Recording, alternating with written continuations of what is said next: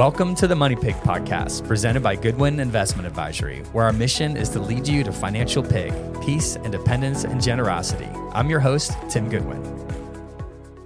Welcome back to the Money Pig Podcast. Today we have the one, the only Joseph Beckford the fourth, who we affectionately call Beckford around here. How you doing, Joe? I made that convenient for everybody, didn't I? I really appreciate that. No that worked out really well. Serve. That's what it's all about. I'm here for you. That's what it's all about.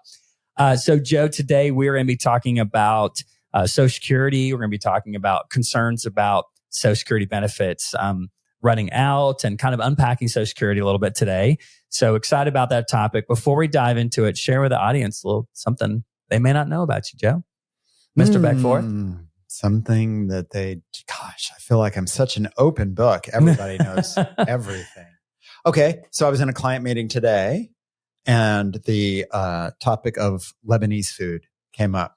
And the client said, have you ever had Lebanese food? And I said, yeah, my grandmother was Lebanese. And they were like, I never knew that about you. I said, well, then I guess you have to keep coming back for meetings. You'll learn all those great things. A bit. That they were like, that's why we came, was to learn this. 100%. So we traded recipes. It was magical. That does sound pretty magical. That's wonderful. Yeah, pretty good. Very cool.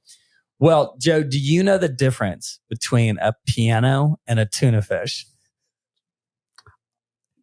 I'll steal your thunder, because I do know the answer. Oh, you do? Oh, let's hear it. Yes. Because you can tune a piano, but you can't tune a fish. Bravo. First time for everything, folks. Of course, Joe comes with the answer to the dad joke. Okay, so other trivia. That's an old REO Speedwagon album.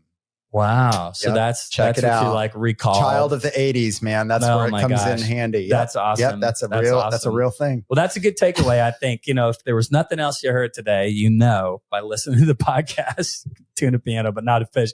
All right. Well, let's get into Social Security talking points. And I know that this creates a lot of angst for folks, Social Security. I always feel like in the 20 plus years I've been doing this business, it just seems like Social Security is always in jeopardy. Like that is just a natural theme. It's like tied in with Social Security, How many people ask you in your financial plans when you were doing those that like, don't count Social Security. It's not going to be there. It's the default, right? Man, right? The time, it's the default. And I appreciate that like independence, that rugged individualism that a lot of Americans have. I'm sure other people do too, but they're just like, I want to be financially independent of Social Security. But really I'm like, okay, well, we can run that scenario, but Social Security is a pretty substantial income source, especially because of the COLA adjustments, the cost of living adjustments over time. Right.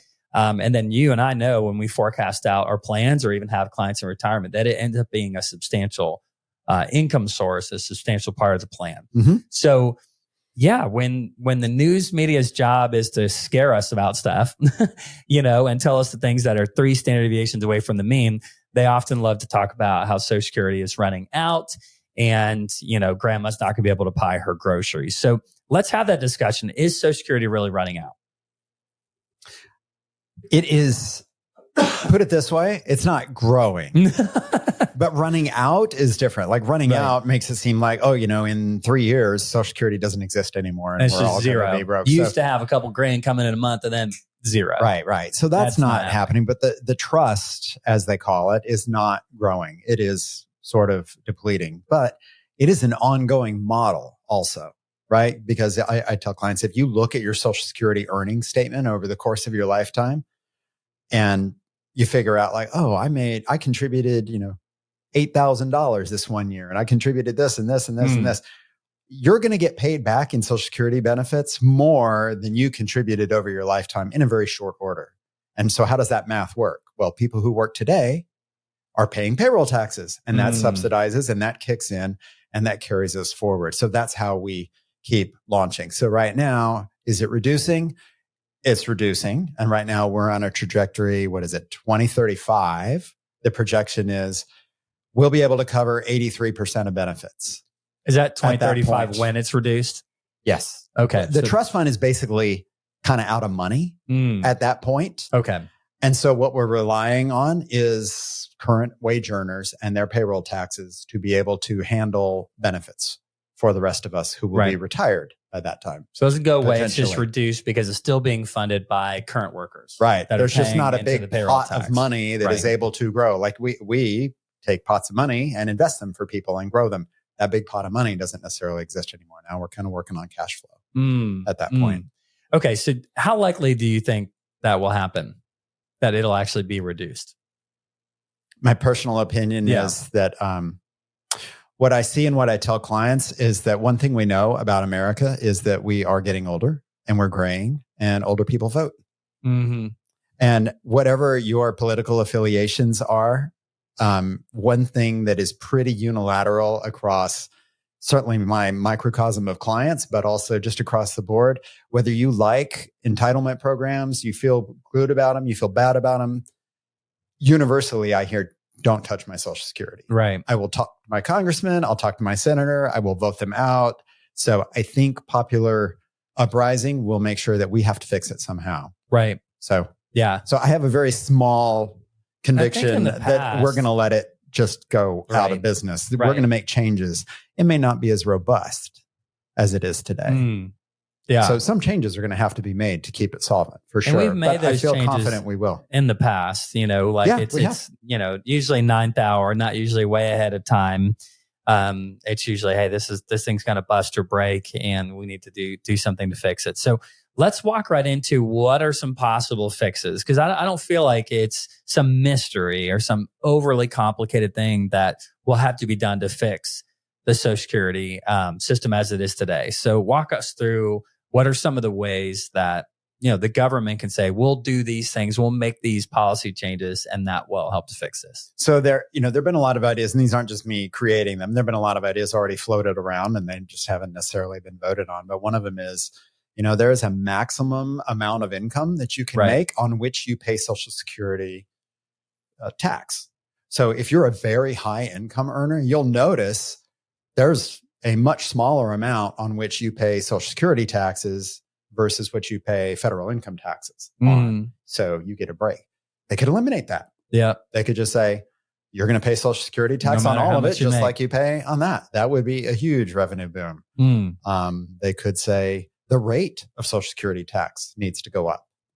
Just taxing everybody more. That to fund that entitlement. Sure. Yeah, that could be done as well. So that's more like the income generation side.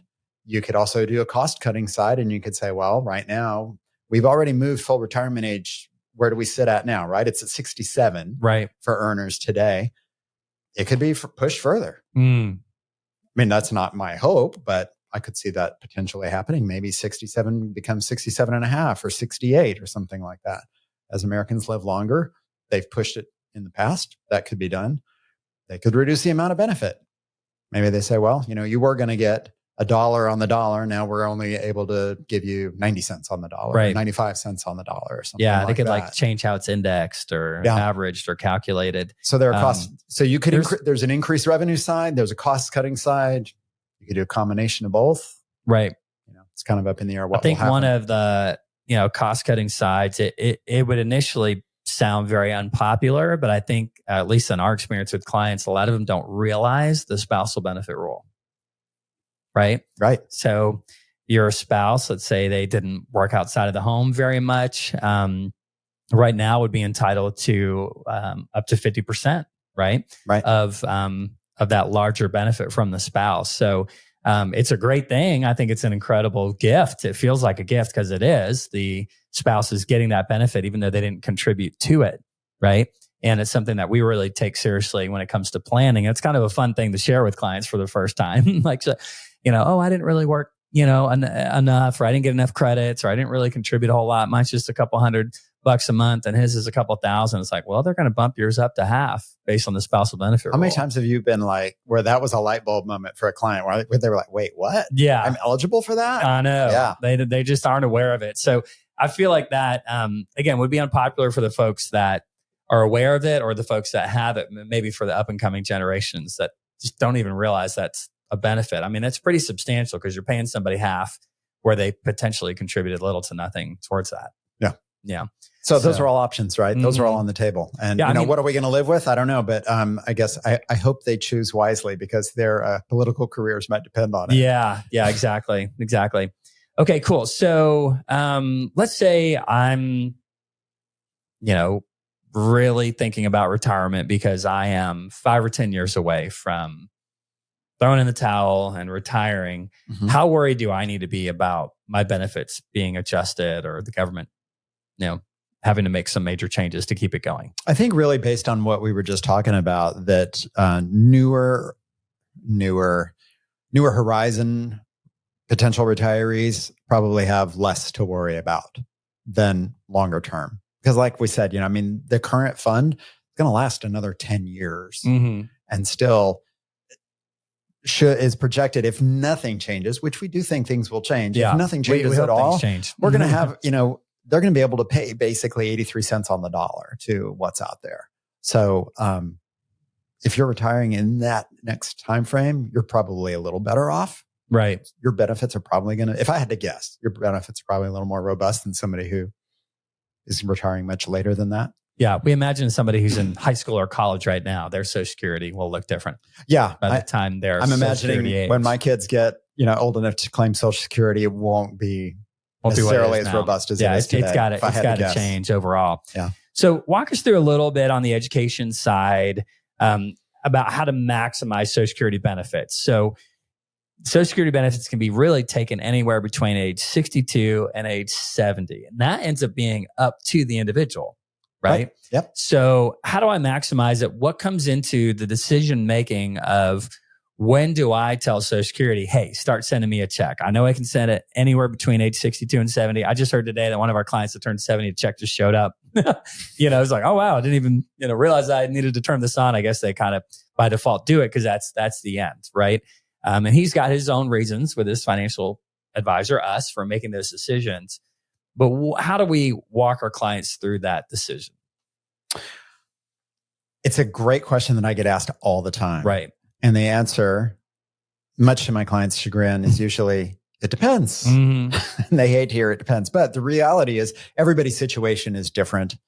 There's no cookie cutter solution. And I have people say, what is the most I can get out of every nickel out of Social Security? And I tell people, well, postpone until 70 because you get an extra bump, which we'll talk about in just a sec, and live a really long time so that you get a lot of those big benefits out of it. But there's a cost to doing that, right? Yep. And that is definitely not the right answer for everybody. So why do we say postpone till 70? So right now, full retirement age is 67. So every year that you delay taking it after 67, you get an 8% a year bump in your income payment, right? If you add to that, the Social Security Administration is doing cost of living adjustments that you brought up earlier. It's not unsubstantial that wow, my benefit, if I take it at 67 would be this, but if I wait till 70, my monthly benefit looks like that. And if you add to, at this point, it's a low to no risk return.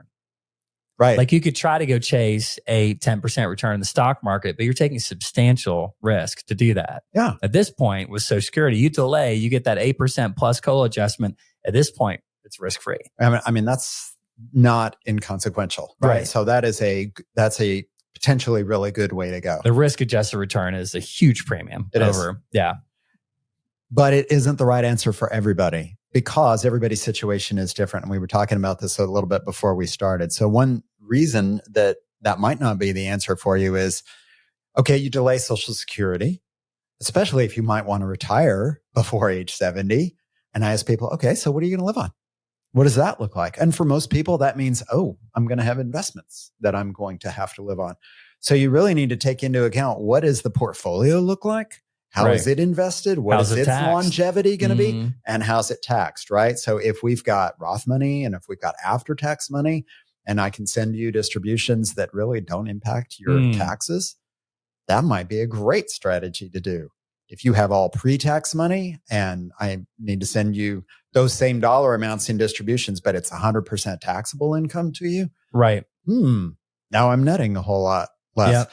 And I'm taking out dollars that can't grow later in the future. So, we try to look at lifetime taxes and lifetime benefit of the portfolio. And you might be pounding your portfolio really, really hard up till 70 to where it's to your detriment to do it.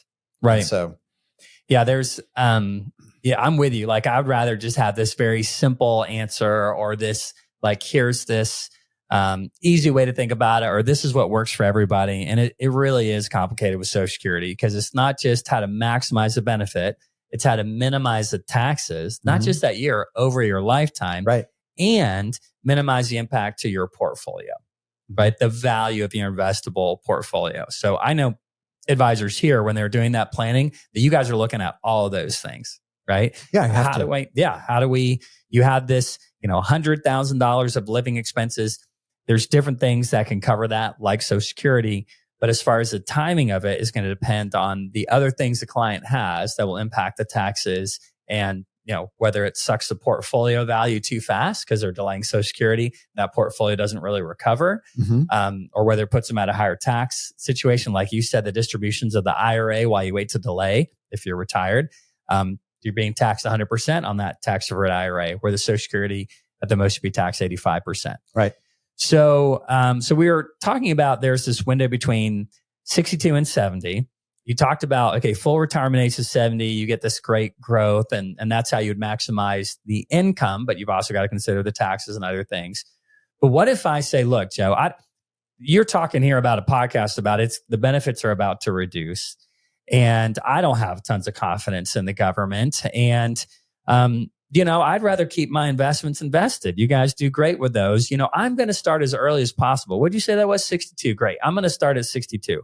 What are some things that I need to consider if I'm going to start pulling from Social Security at 62 before my full retirement age of 67, if it's me? So that is not an uncommon statement. I hear that a lot from people. Like, that's my money. I want it. I earn it. I don't trust the government. Let's turn on the payments. Let's get this going as soon as possible. So the government has this really nice carrot and stick approach to Social Security, right? So the carrot is, if you take it at full retirement age or later, you delay your benefit, we'll give you extra money. That sounds great. Well, they're betting you're not going to live that long. Right. So it's not because they're nice. It's because it's in their best interest. They're betting they're going to have to make those payments for a lesser amount of time. Right. And so that's kind of the mentality of the person who's asking to take it early as well. Like, I don't know how long I'm going to live, which is true. None of us do. So let me take it early. Well, then there's a stick that's associated with taking it early. Like, yes, you can take it early, but just like we're going to give you extra money if you wait, we're going to take money off the table if you take it early. And it's by month.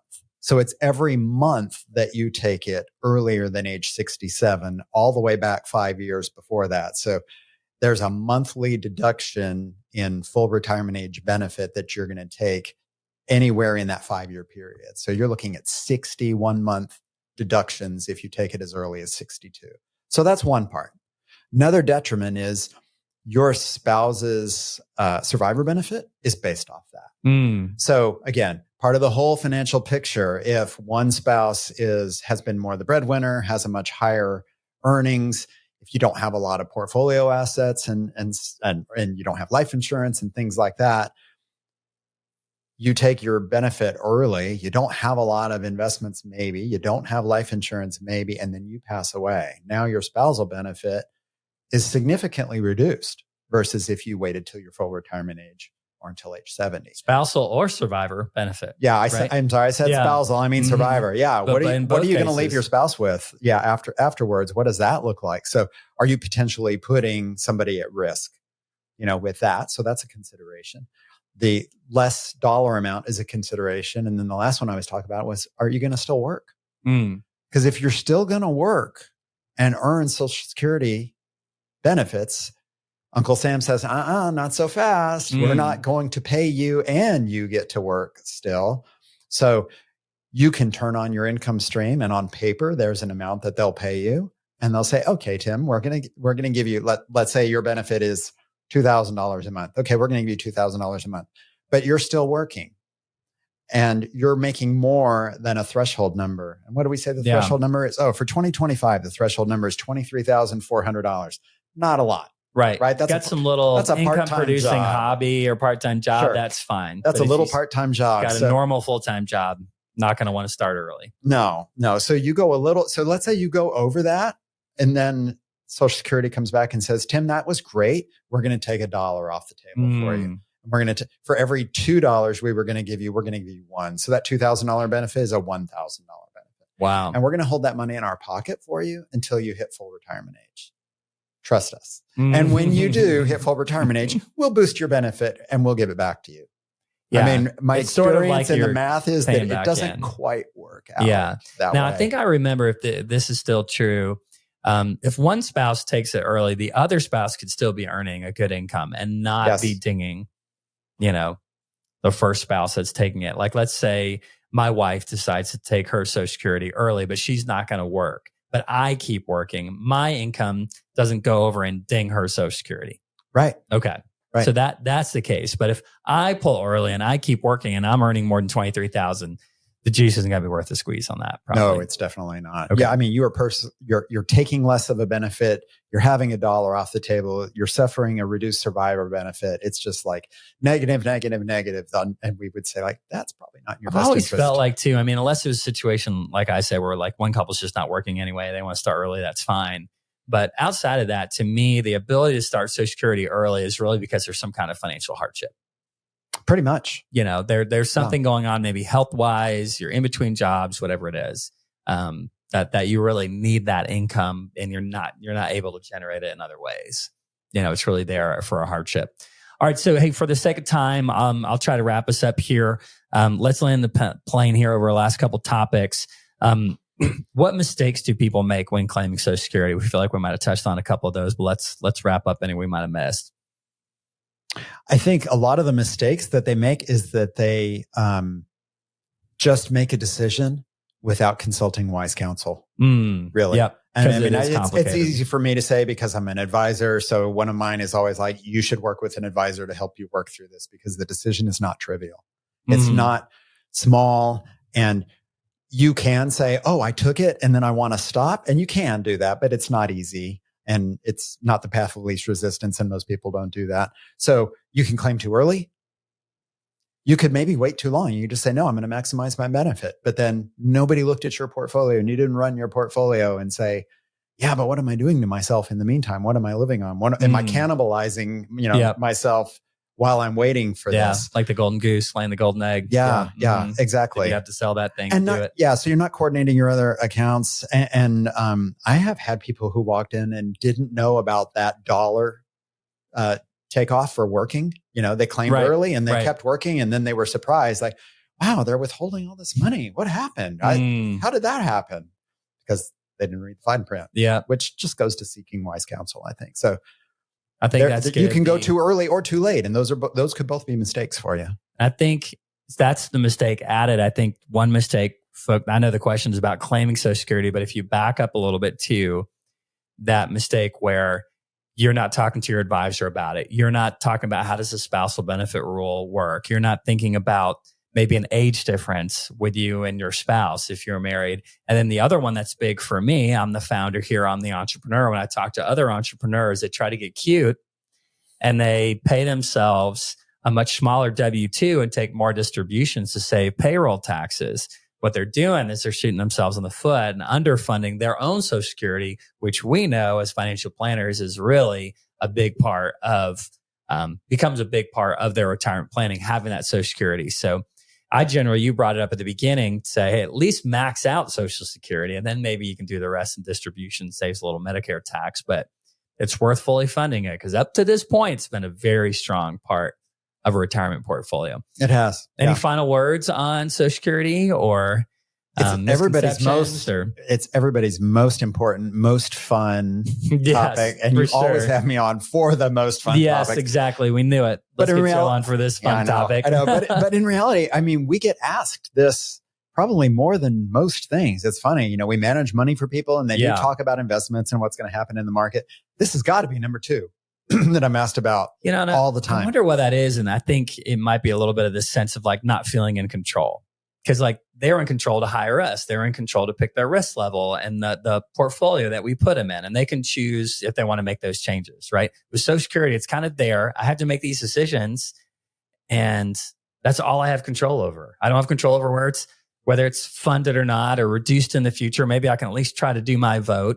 But like you said, talk to an advisor because these decisions have such huge impact. And once you make them, you kind of lose control over backpedaling on most of those decisions. And it's complicated. So it is complicated. It really is. Yeah. And there's other things to consider. I know when you used to read the Social Security statement, it would say, hey, this is not going to cover all of your, living expenses and retirement. You've got to have other sources, which is obviously what we help our clients with, but still it's usually substantial. Would you say it's like a third, a half, of meeting the living expenses of our clients overall on average? What would you say? How substantial is Social Security, as far as meeting living expenses for our retired clients? I'd say probably, just based on experience and what most clients tell me they want as their annual living wage, that it ends up being about a third. Yeah. Maybe a little bit more. My guess too. Cool. Awesome. Well, Joe, thanks so much for joining us today and talking through that. For the listeners, if you want to get a hold of the blog, you can go onto our website, goodwininvestment.com, go over to Knowledge Center, and then you can search Social Security there under blog, and you'll be able to see this blog up there from us. If you're subscribed to our blog, then you would get it automatically. If not, hey, maybe consider subscribing to the blog and you can get this great content. So that sounds like a great idea. Right. It's a great idea. It's a great idea. We've got, we're getting really close to 5,000 blog subscribers. So that'd be super cool. That's awesome. Help us out, audience. So speaking of helping us out, if you're like, I don't want to learn anything else about Social Security, but you want to give us some kind of reciprocity, we'd really love a review. We need a new review on Apple or Spotify. That would be great. And Joe, as we sign off, what would you say that you're grateful for today? So this will sound cheesy, but I'm grateful for this job. And why?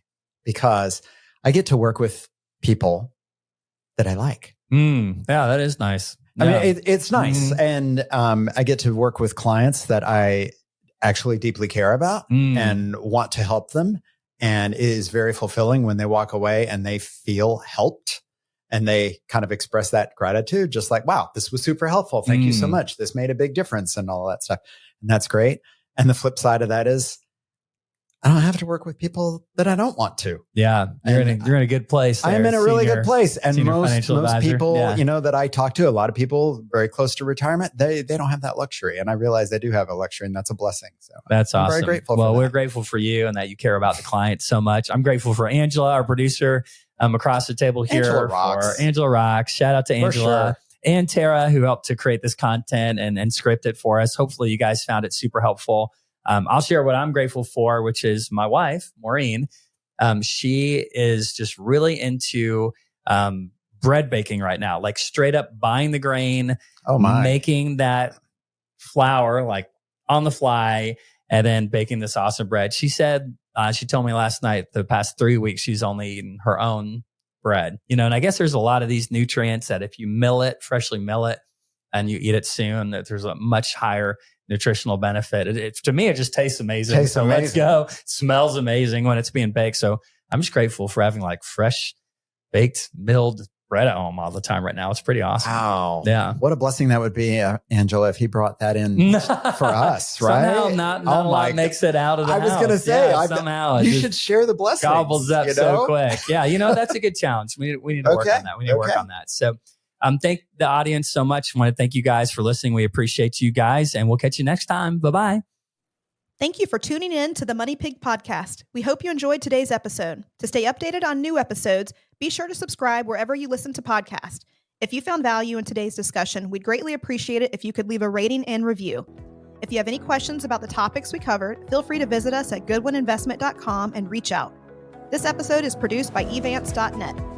This podcast is provided for informational purposes only and should not be considered as investment advice, a solicitation to buy or sell any financial products, securities, digital assets, or other investment vehicles, nor as a basis for making any financial decisions.